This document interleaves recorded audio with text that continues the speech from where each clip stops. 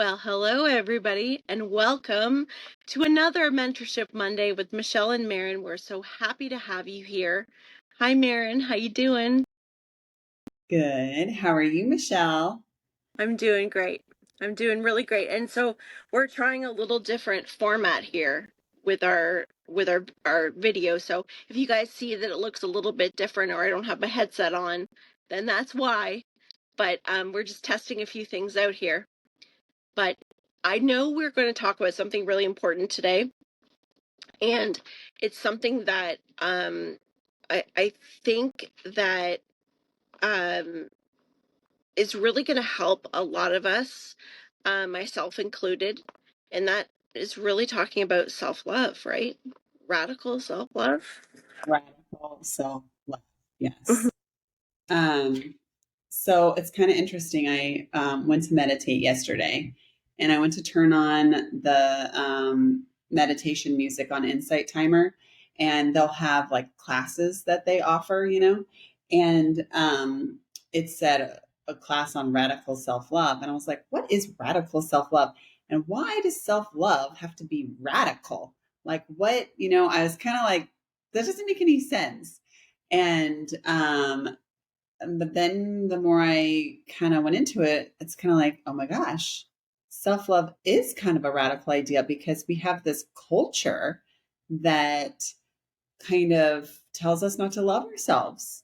There's so Yeah. much judgment that's put on us, self criticism that's put on us, like whether, whether or not trying to be as good as someone else. Like there's just so much we criticize ourselves for. So radical self-love is actually something you really need to teach yourself. It's true. It's true. And the thing is too, is that when we realize, because criticism and judgment, that is what blocks that self-love. Criticism and judgment of another, right? And Yeah. think about that. How easily can that come in? So when somebody makes a choice to do something for themselves, or what's, let's say, a boundary, say someone puts a boundary in place. So put a boundary in place and that other person is like, wait a minute, why are you putting this boundary in place? Why are you, so it starts to kind of trigger something.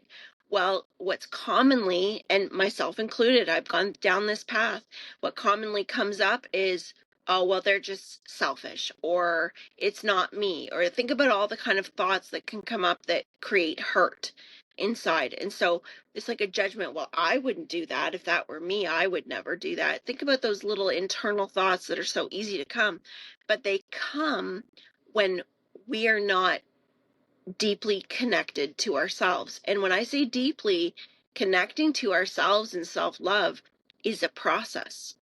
And it's a process of acceptance of Yeah. ourselves. When we can't accept ourselves, how are we going to accept that within someone else? It's not there. We don't have the reference. That's why it's so important. That's so interesting because that's exactly what I kind of channeled. So I was kind of asking spirit, like, what is this radical self love? Why does it have to be radical? And they kind of threw it back on me. They were like, well, why do you have to be perfect?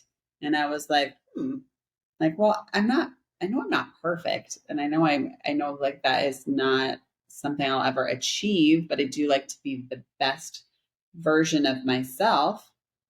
And, um, and then they said, um, um, sorry, there was a personal question I asked and they were kind of funny. But what is radical self-love? And they said it's acceptance, accepting yourself where you are at this moment, and not trying to not accepting yourself once you've hit that achievement, right? Like I feel like, well, once I'm here, then, then I'll be better, which is not self-love. And they kind of pointed, like Jesus says, come as you are, like that is self-love. and Yeah. and so I kind of got to like, why do you want to be perfect? And it's like, that is really important. And it's like, maybe it's because of fear of judgments of other people. Like there is this fear, right? Like that's, I think, what drives perfectionism. Mm-hmm. And fear that others won't accept you um, is the worst. You're showing, and here's the thing: is that you're showing a mirror of whenever you, whoever you are, you're showing a mirror of that person to them, right?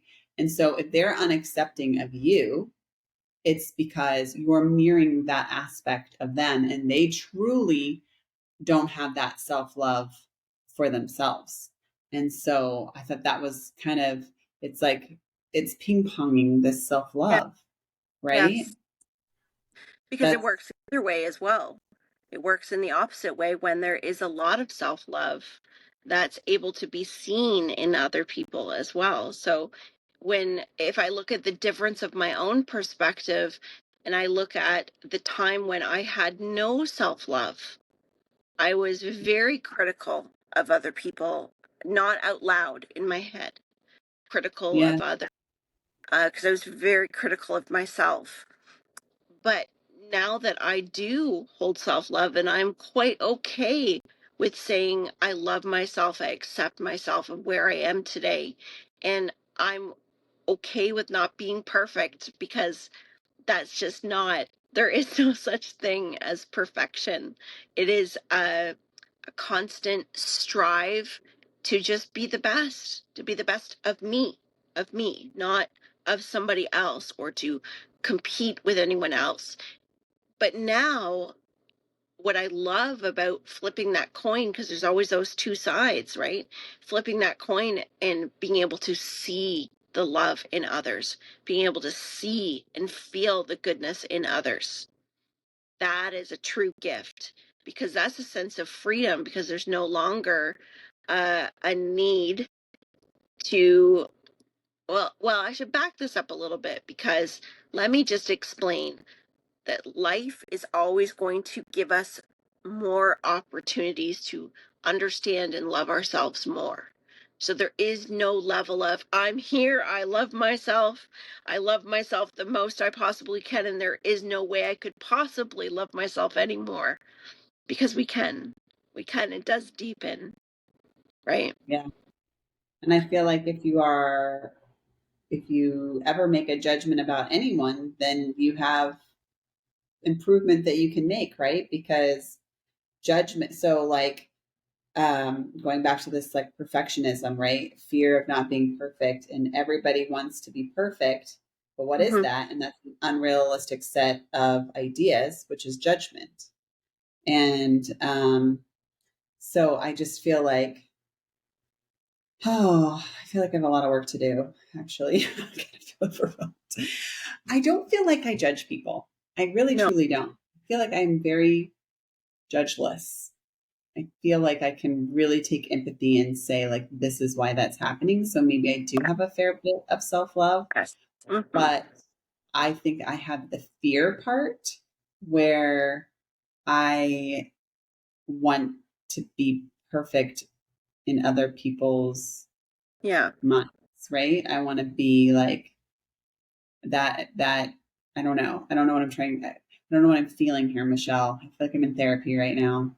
Well, but it is. It is kind of like therapy. Well, it is working through how we feel about ourselves and how does that relate to how we feel we are being perceived, right? Yeah. Because that's a really big, it's a really big block for any of us when we're walking in the perceptions of others, but it's not really a black and white thing. So I think what you're saying is there are areas where you have a lot of understanding and compassion and empathy. And then there are some things that you feel driven for it to be a certain way because, well, and it doesn't feel so much about the judgment of others for you, Maren. It feels more like it's about, I want to say, a sense of control, a sense of things being okay, having it a certain way relates to a state of if things are this way, then I feel okay. And maybe tell me if I'm wrong, but this is not on all things. Like it's just some things, right? Does that make sense? Well, okay, you're starting to get to my personal question that I skipped over. So, so what is so interesting is, I'm sorry, I'm like going through all the things that I asked here. Um, I want to be, okay, well, I'll take this back to people are finding out about us, right? People are finding out about us. And I had a really good girlfriend that was like, I'm binge watching your shows from episode 1. And I just went like, you know? And it's not that the material is like, I want this material to get out. I want the messages to get out. I want our talks to get out. I want people to heal from them. I want people to know from them. I want people to understand from them. Mm-hmm. I'm so open to share my journey. That's not it. It's Mm-hmm. more, and I was telling you this, it's more the ums that I say. And am I articulating myself appropriately? And am I, like, do I sound sane? Like, and I mean that as in like, just am I Yeah. getting my thoughts out? Yeah. And so I said, so they said, like, why do you want to be perfect? I'm like, I don't want to be perfect. I just want to be the best me. And I said, I want to be a bridge and I want to be confident. What will make me more confident? Or they said, well, what will make you more confident? And I was like, perfectionism. Like, come on, guys. Why are you asking me this? Like, that's what will make me more confident is when I could, like, hit that hit that mark every time and not say and perfection, right? So it kind of just brought me back to this perfection ideal, which then is, again, I'm not loving myself for who I am, where I'm at, um and with everything, like with mediumship, with just talking, yeah, like public speaking, with I feel like I have a lot of knowledge that I want to share, and I just want to share it in the most effective way and be a bridge and be confident. So, what will get me what? Thank you. So, I'm like, so what's going to make me more confident, right? And they just go radical self love, duh. Like, I'm like, oh, okay, thank you. Now I know. Um, but um, not living in fear is that radical self love. And that is what I need to work on. And kind of a funny story is I think we all say, like, well, once I get to this part, once I get to this point, then I'll know I've made it, or then I'll know I'm professional enough, or then I'll know I'm, you know, good enough, or whatever your condition is. And last night I went to, so mind you, I did this channel, not, it's not channeling, but just meditation yesterday afternoon. And then last night I went to, I work at a school with like neurodivergent kids, right? So they generally have a typical IQ, but they either have like severe ADHD that impacts their learning, so they need to go to school, or they have autism, which is a social impairment, which impacts their learning, and they need to go to this school, which can also, like ADD, can affect your academics. So they might have lower academics, but anyways, these kids are just amazing. They are all so individually unique. That's my favorite part of walking into this school, is seeing this collection of unique children all kind of embrace each other and form friendships and be one. And they had a performance last night. And Mm-hmm. so I went to their performance, Mm-hmm. and It was incredible. I sat with the other therapists that I work with, and we were literally bawling at the end of it because we were just so proud of them. I took my kids, and they were like, "Mom, stop crying," and I'm like, I can't. I'm just so proud of them. Yeah. And then I kind of on the ride home was like, "Oh my God, that's radical self love." They all like, it just kind of makes me cry thinking about it. They're so Yeah. brave to go out there. They put on the most fabulous performance, The Lion King, and they all did the most fabulous job that they can do. But it was fabulous. It was so fabulous. And they got a standing ovation from the audience because they did so well. Mhm. And that's radical self-love. Not one of those kids said, well, when I can speak better or when I can follow directions. Or, I mean, there were kids out there that blew my mind that were working on following a single step direction and they literally did a whole performance. Like, how is that possible? You know? And it's radical self love. They believed in themselves. They didn't let fear get in the way. They didn't worry about other people's judgments and they were fully embraced. Yes. And um, so, so I need a little bit of that for sure. Well, that is I'm glad you brought that up and shared that, because that what that comes in my mind is what really helped me. And this is, like I said, it's an ongoing process, right?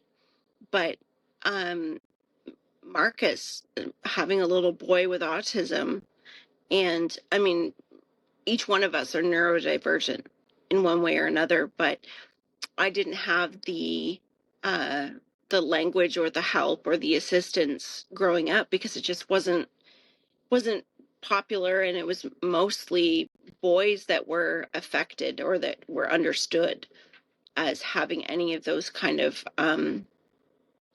challenges. So for me, having Marcus, and as he has grown into an individual, he has taught me more about non-judgment of the self and self-acceptance and self-love more than anything. And really all of my kids have, but I know when I first really noticed it was, and I use this as an example all the time because it truly has been my best teacher, is having cancer, because it stripped me right down, physically, mentally, and emotionally. It stripped me right down to a point where I had no choice but to rebuild, Mhm. right? How it felt. It was like, here I am stripped down. Having no hair, having anything that I had identified with. I identified with my hair. I identified with my body. I had gone on this journey of weight loss prior to my diagnosis and prior to having Marcus, and lost near 100 pounds. And it was different. It was all about, and I can say in my mind, oh, yes, I wanted to get healthier, but it was mostly because I wanted to look better, because I thought that if I looked better, I'd be more confident. So that was a subconscious thought. That wasn't something that I was really, uh, I think I had an awareness of it, but I would never speak that out loud. So what does that all boil down to? Being judged for my body, being judged for not looking right, not talking right, not acting right. I was obsessed with my house being as neat as a pin because anyone could drop by at any time. And I'd been so disorganized and messy as a younger person, and and that would ring in my head with people always saying, like, one of my nicknames was Messy Michelle, Mess Cat, like, and so those things would ring in my brain as, if I want to look like an adult that has children, I better have my acting gear. So I was crazy about it, and I was vacuuming so that I had certain lines in my carpet, and I'd shampoo everything so that my husband would be working nights and I'd be shampooing the carpets, and we had white leather furniture and babies, and I would get like 3 hours sleep.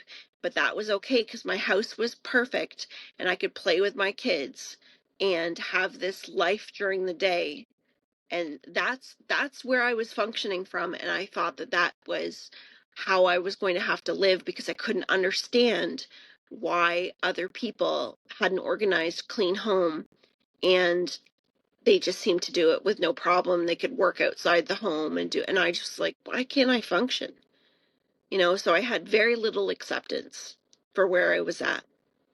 And so having that cancer was like a great big uh baseball bat whack over the head, but at the same time, a beautiful gift basket, because going through that was tearing down these pieces, right? One at a time. So that has been, I would say, the most transformative for me, was being in a place of, I'm going to accept exactly where I am right now. And I Yeah. know that it's not going to stay here, but I'm okay with who I am. And that took a lot of work on Yeah. myself, a lot of private time, inner work of facing some very difficult things. Yeah. Yeah. Yeah. I think the where you're recognizing where you're at, right? I think we're so focused on where we want to be. And it's funny because this song popped in my head when I was writing this, and I was like, what does that have to do with anything? But it's about kind of like rushing things. Yeah. And and I think it's so important to recognize where you're at, because we're so focused on getting to that next goal, and we're judging ourselves based off of, if we are already at that goal, then we're not good enough because we're here. But we're Yes. here, and that's okay. Yeah. And we're in the kid phase, and it's okay. You Yeah. know, Yeah. um, that's such an important. These kids, like, just where you're at is a Yeah. really important. And come as you are. I get that now. Come as you are. Come where you're at. Yes. That's the most Come, important. yes. Come all. Come where you're at, because where you're at has purpose. And it everything that we've experienced that's challenging has purpose. If we allow it to, it has purpose to help us grow and help us transform.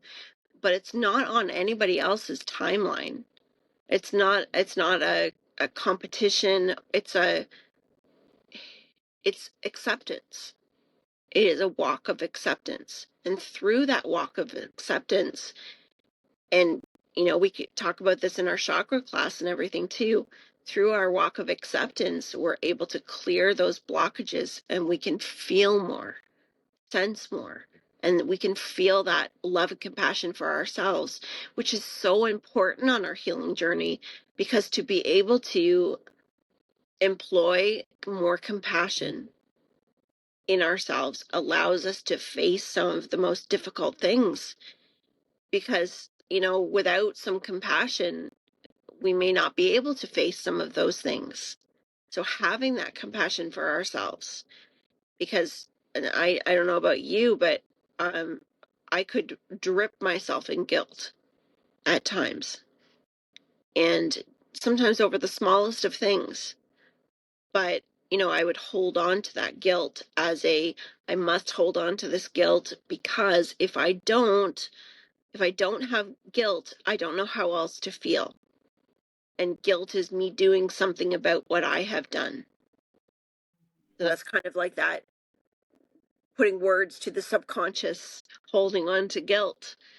Because do we know, if we allow ourselves, if we love ourselves, do we really know what that's like? If we actually take an oath to say, I'm going to love myself as much as possible each day. And it kind of brings up something else to me. I'll see what you think about this. But when we talk about radical self love, could we also talk about what people describe as toxic positivity. Because when, and I'll just say as an example, if somebody is in a place of not accepting themselves and in a place of, not loving themselves, they may even look at some conversations or, looking at different spiritual, like talking about self-love, and say, okay, well, that's just unicorns and butterflies, and you're just loving yourself and saying that, and that's just ignoring everything that's happening to you. So you're detaching from reality. That's not real. And those things get said. That is a real thing that people fear.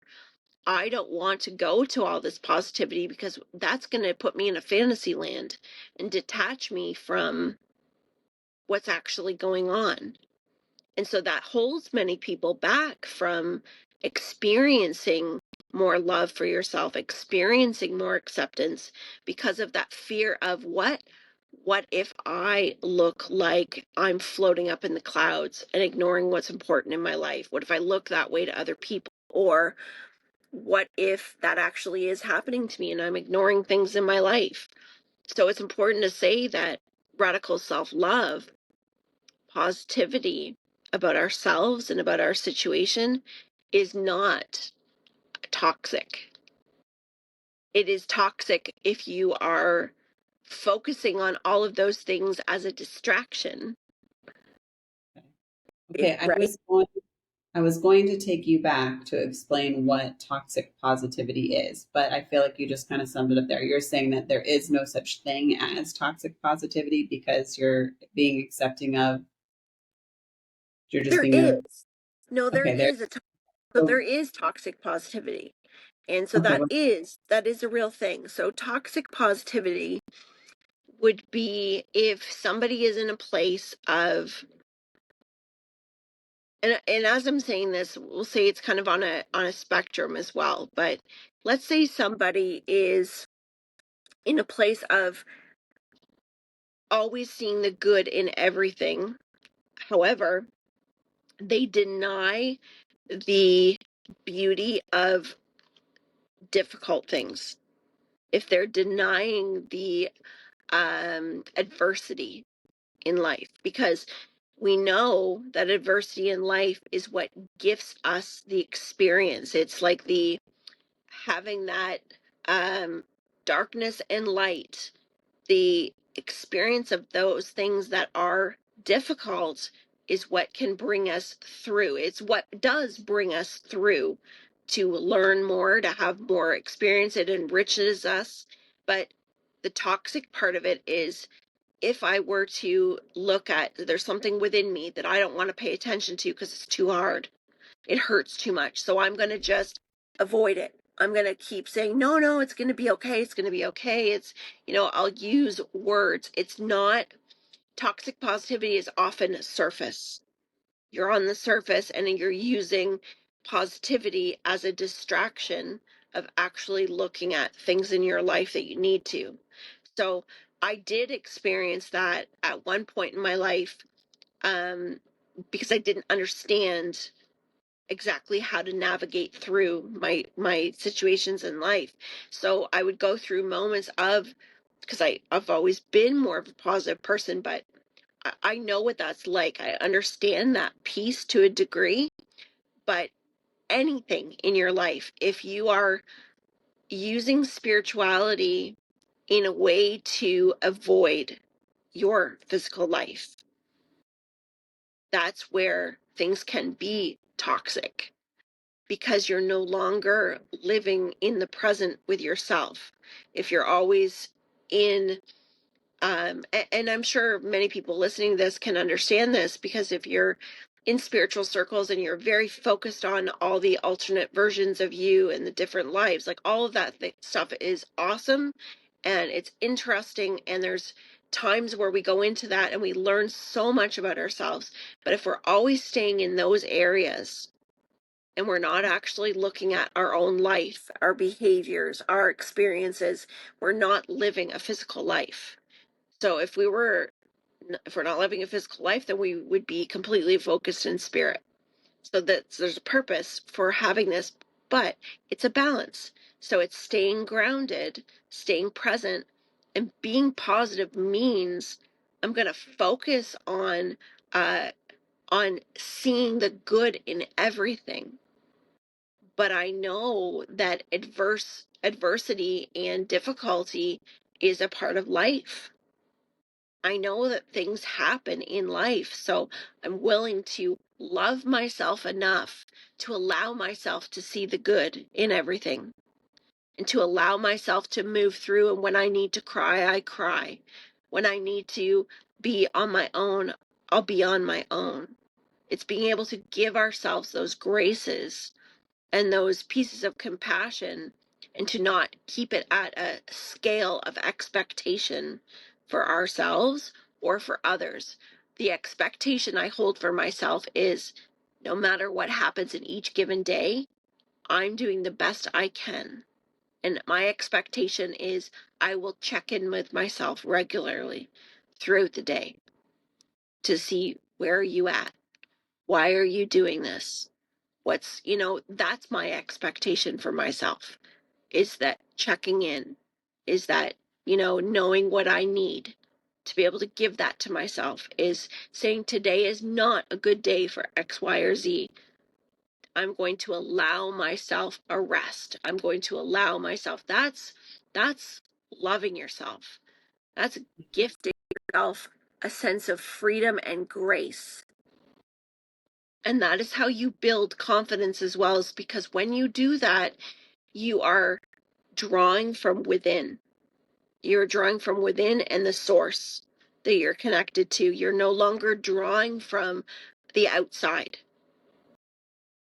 You're no longer drawing from outside reactions or experiences. It does not matter how many followers or how much recognition or anything. You're not getting fed from the outside. You're being fed from your own light to source.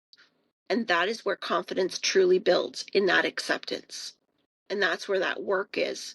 And that's where it starts to really ramp up. But with toxic positivity, if we're in that zone, and that's not a wrong place to be, it's an experience to learn, right? But if we're in that zone and we're avoiding, it's like another addiction, really. You can be addicted to positivity, you can be addicted to spiritual topics, but it's where are you in that, on that scale, and reminding yourself to stay grounded. As I'm hearing right now, it's all a process, right? It's all a process, and there's so many different pieces and levels to it. Yeah. Does that make sense? Yeah. Well, I don't think you're going to get more confidence by, yeah, having that toxic positivity, because it kind of, like you said, it's superficial and you can feel that, you know, Mm-hmm. and it's more like denial. Mm-hmm. And um, so to truly gain confidence, it's just definitely a learning pattern and a cycle. Um, but just what should I do? Well, Something's like up to me. Bill, I Bill, have. you're doing it. You're doing it right now. This is what's happening, because building confidence is the continuous trust in what's coming from within. Oh my gosh. So that's so funny, because that was one of the, I didn't write it down, so I forgot about it. But I have in the past been getting like from spirit, like, trust us, trust us, trust us more. And then I said, how do I build confidence? And they said, trust yourself. So it truly, they flipped it on me, and I was like, oh, got it. Got Right, it. So it right. does come from within. That's right. And that's why there's like when we talk about manifestation and vibrations and everything, the most powerful energy is love. And so when we allow ourselves that love, that forgiveness, that acceptance, when we allow ourselves to go inside and trust, which is a process, it doesn't just happen, but it can happen like one day it clicks, but it's a process continuously going inside for the answers, and allowing the outside to be the reflection, allowing, because you can get validated from the outside. There's lots of things, because we know that everything around us has the opportunity to teach us and give us validations and confirmations and all of that. But truly, the process of going inside is accepting that we do have everything within us if we're willing to work at that. We're willing to work at the connection of ourselves, because that is where source energy and spirit comes through, is within ourselves. And so that grows. And so that confidence, what happens is the confidence of yourself as you go inside builds and builds and builds to where the outside, you're not shaken by many people saying, do it this way and do it this way, and you're doing it wrong. It's I so know. funny that you said that because that is the image that I got in my mind. So, my friend was like, "Yeah, I've been binge watching your episodes, and now I got my husband listening to them." And I literally went like, "Oh!" And then I was like, "Wait, why do I feel this way? I should be really proud. I'm okay. It's okay. All's okay. It's a great message." And I like grew, like literally, it was like I trusted myself, and I was like, "Okay, good. No, I'm glad you're getting the message. It's really important messages." Like, so it was probably like old pattern and then I'm blooming for a new pattern. So, yeah. Yes. Yes, that's exactly right. And that was a great experience to recognize that, to Yeah. feel that, question it and recognize it, because that's where the growth all comes from, right? When you Yeah. do. Mm, yeah, Yeah. Okay. yeah. So, Radical self-love is a homegrown process. so homegrown, it sure is. Okay. So I have a question. What point does, when you go to the other side, does it all hit and you love yourself? Is it immediate? Is it lessons that you learn on the other side? Is it because you're surrounded by love? Like, what? So it depends on the experience. It depends on the transition, the circumstances of the transition, and what the life after life experience is for each individual. So, Eric is a good example, um, because Eric went through a process, and he's always shown this process to me like having overcoats, like having many overcoats, like it looks like men's trench coats. And he shows Okay. all of the overcoats, and the process for him was like shedding a coat. It's continuously shedding a coat. So it was Mm, not immediate. Now, there have been some spirits that have said to me that they immediately felt love, and within their reviewing process, that depth of understanding would come in. It was almost like and they show it to me like it's happening linear, but I know it doesn't happen that way. But they show it to me like it's like, you get there and you're already in love. You're already experiencing that, being held in love. And then you have that process of understanding your life, of seeing your life and seeing it from the direction of everybody you came into contact with, seeing the ripple effects of your choices.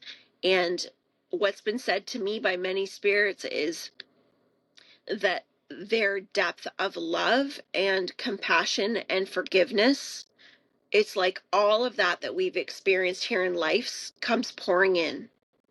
It's like it all comes pouring in at once, and it's a very loving experience. It's not an experience of you shouldn't have done this because look what happened here at all. It's more of that taking a breath and going, oh my God, that's why. That's so, it. oh my goodness. So that actually brings us back to the very first thing that I said. It's our culture.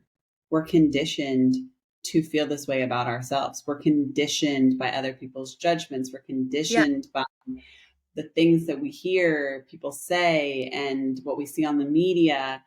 And then Yes. you get stripped from that in the next dimension, and all of a sudden people are kind to you, and you see true empathy and compassion, and you have more compassion for yourself.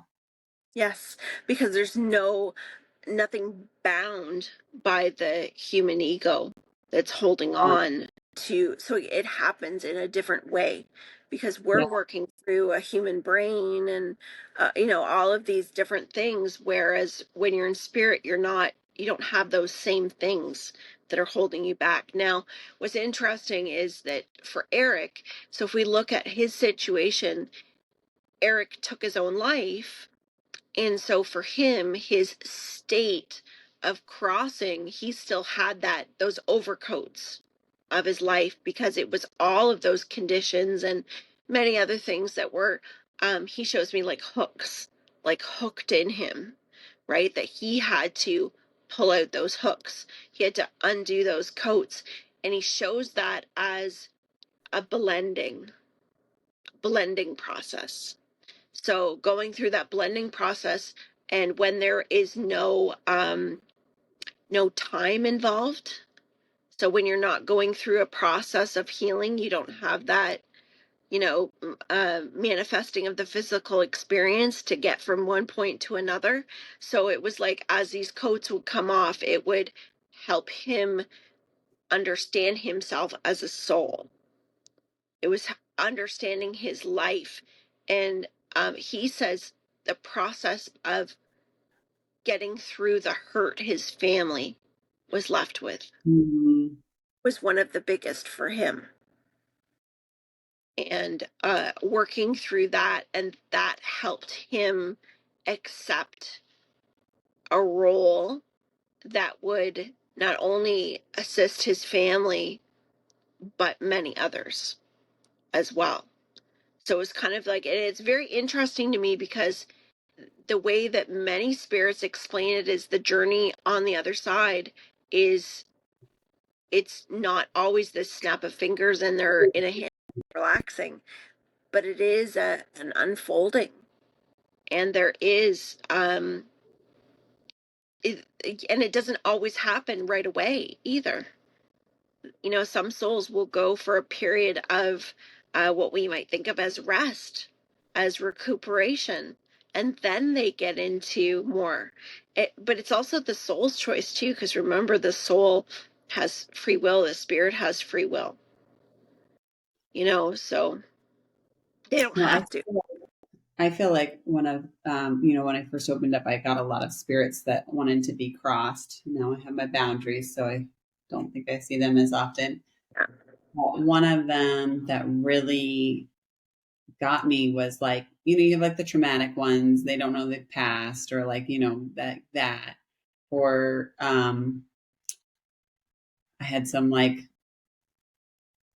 ones that were holding on to resentment, like, and you could just tell that they felt like they had unfinished resentment. That's why they didn't pass. And then I Mm-hmm. had this woman, and I was like, why are you here? Like, Mm-hmm. so, like, I don't normal. Like, she was like a 50, 60-year-old mom, and I'm like, why are you here? Like, why didn't you cross? Why didn't you go into the light? Right. And she didn't think she was worthy. And so that's that like self love. Like, she didn't even have enough to think that she was worthy of crossing into the light. And that is sad. And that is a huge metaphor for me, Yeah. like, And that is not uncommon. Many souls that were had a lot of fear of crossing over, and fear of, I'm not going there, I'm going to be judged. I did this and this in my life, I'm not going over there. you yeah, know and that does happen. Hmm. Yeah. It's amazing because it comes all down to, in every form, no matter on what side of the veil you're on, in every form, that love is what heals it, going in the direction of love. So if you're in a place in your life where you feel you do not embody self-love, it's going in the direction of love that starts to improve your life.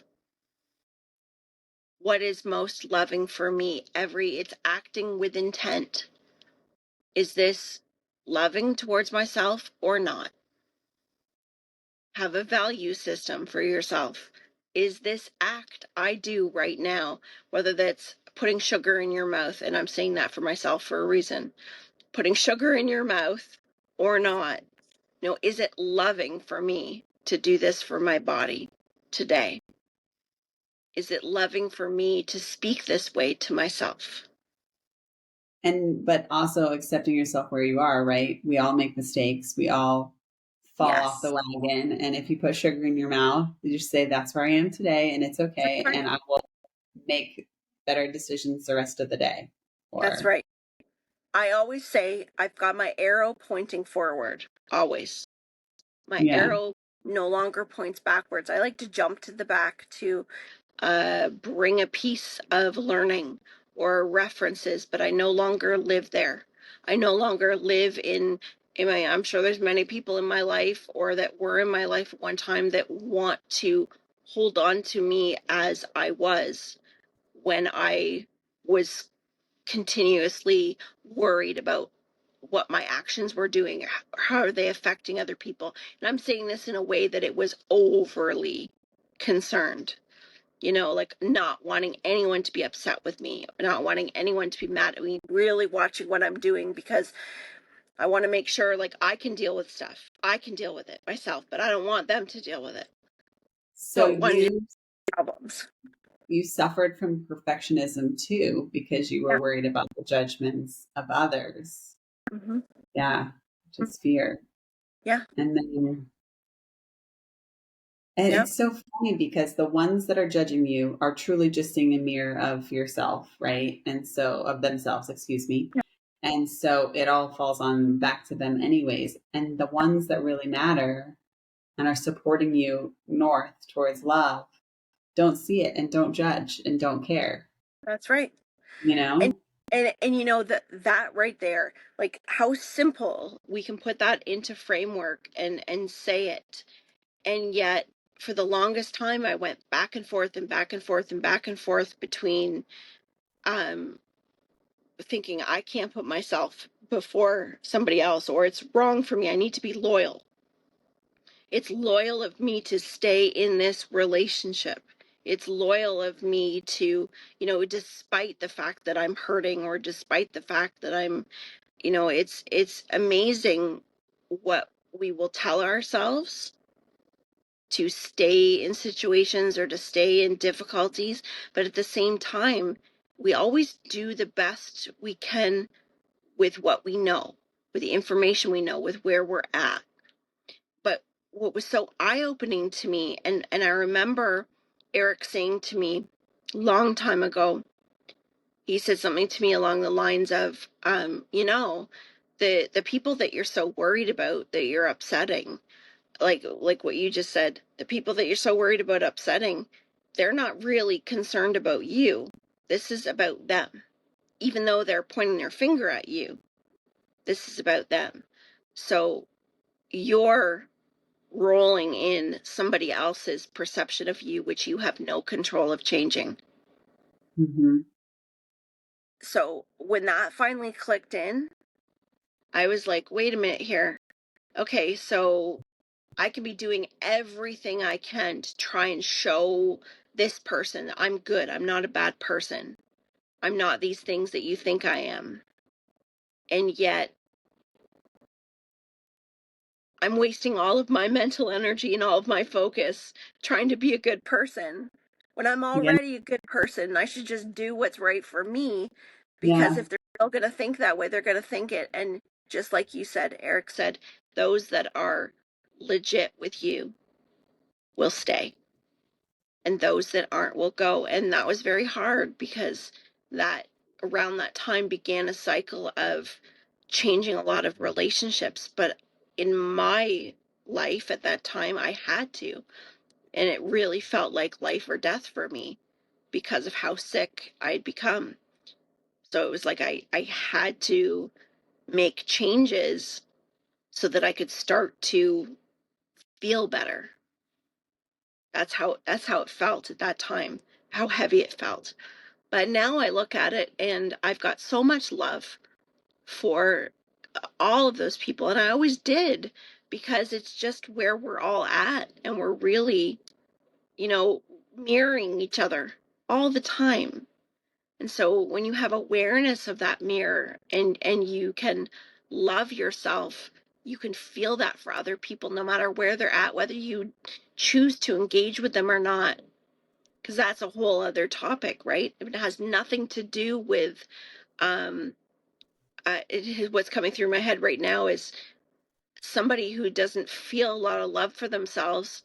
If another person chooses to step away from them, this one person might say, well, you're stuck up and you think you're better than me.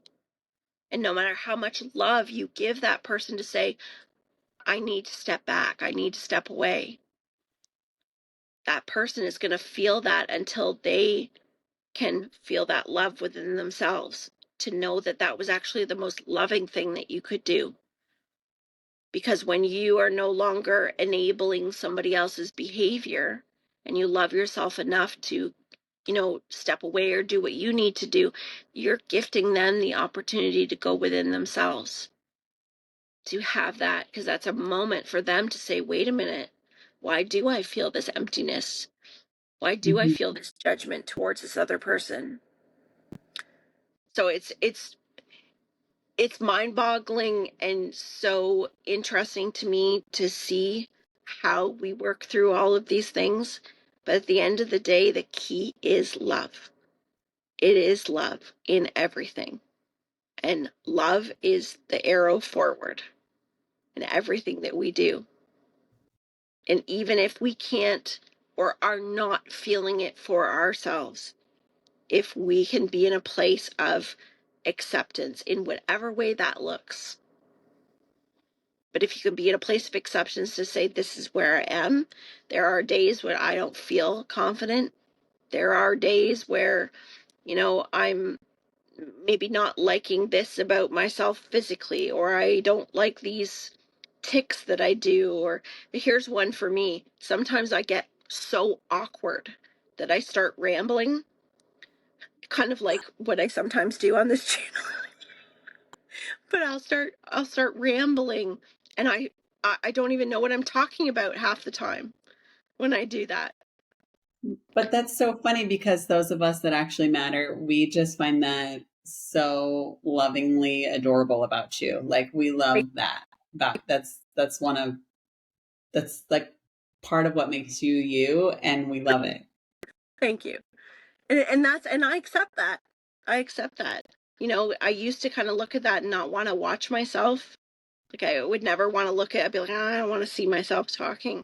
And it doesn't really bother me so much anymore. Like I don't really watch myself, but if I do, I don't cringe at it like I used to, because it's me. It's me. And we are so many different things. We are not one thing. We can have so many different parts, and some of those parts are more acceptable than others. But that's okay. That's okay. We're all in this process together. Not one of us is on the other side. Well, actually, we're all on the other side, but you know what I mean. Not one of us is at the end of the road looking and saying, "Well, you've got a lot of work to do." You So, know. yeah. Well, thank you so much, Michelle, for expanding this topic for me. And um, I think I'm, I think I am pointed north for sure. Got a Yes. lot of work to do, but I am definitely pointed north. So that's very reassuring. So the word of the day is accept. Accept. Acceptance. Yes. That is literally, that was what is radical self love? Acceptance, period. That's all they said. So, Yeah. yes. Good. All right. Well, it's great to be with you again, Maren, and with all of you. Thank you so much for hanging out with us once again. And we will Yeah. see you same time, same place next week. Sounds great. Bye, everyone.